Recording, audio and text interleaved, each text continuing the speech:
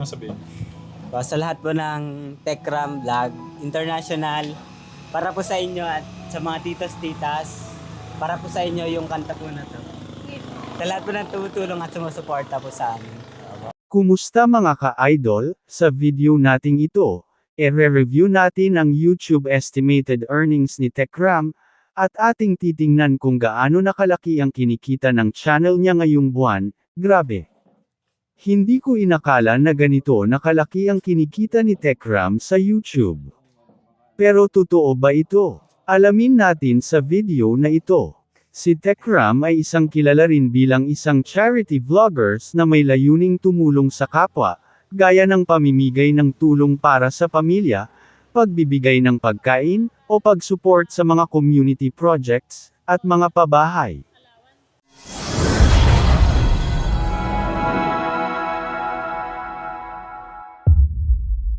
Disclaimer lang mga ka-idol, ang Social Blade ay isang public website na kung saan kahit sino ay pwedeng tumingin sa analytics at estimated earnings ng isang YouTuber or influencer. At dito na tayo sa kanyang official website, ang Social Blade. Dito ating makikita ang kanyang subscribers, video views, at upload videos, at kung kailan siya nag-uumpisa sa YouTube. Uunahin natin ang kanyang subscribers. Umaabot na ito ng 2.71 subscribers, at dito naman sa kanyang video views, may 895,585,900 then, at may 4,220 upload videos, at nag-umpisa itong mag-vlog noong bulan ng August 28, 2019. At dito naman sa kanyang grade sheet, at dito sa kanyang Social Blade rank pang 240,222. At dito naman sa kanyang subscribers rank, pang 1,138 ang kanyang channel.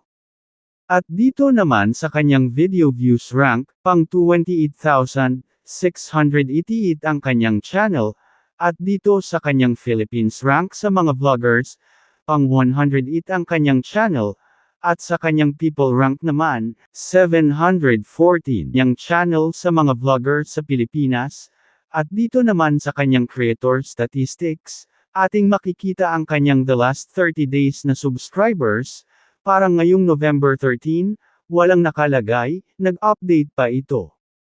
At dito naman sa kanyang the last 30 days na video views, umaabot lang ito ng 2 million, sa loob ng isang bulan. Ang hina ng views ni Techram ngayon November 25.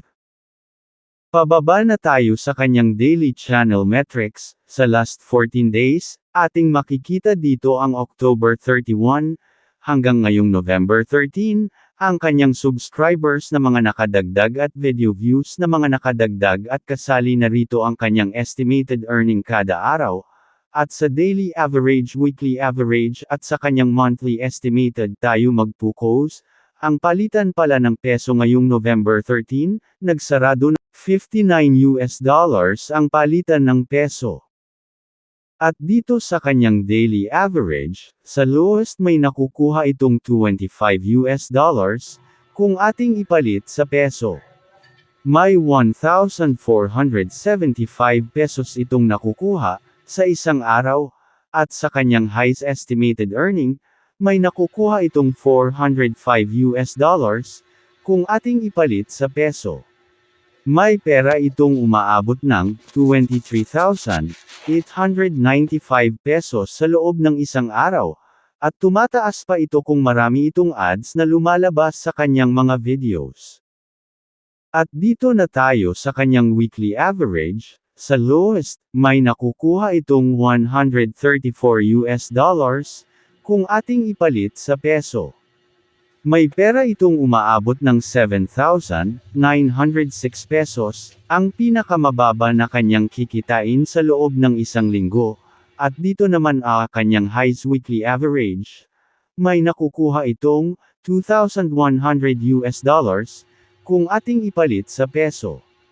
May pera itong umaabot ng 123,900 pesos itong pera, at lumaki pa ito kung hindi tayo mag-skip ng mga ads sa kanilang mga videos.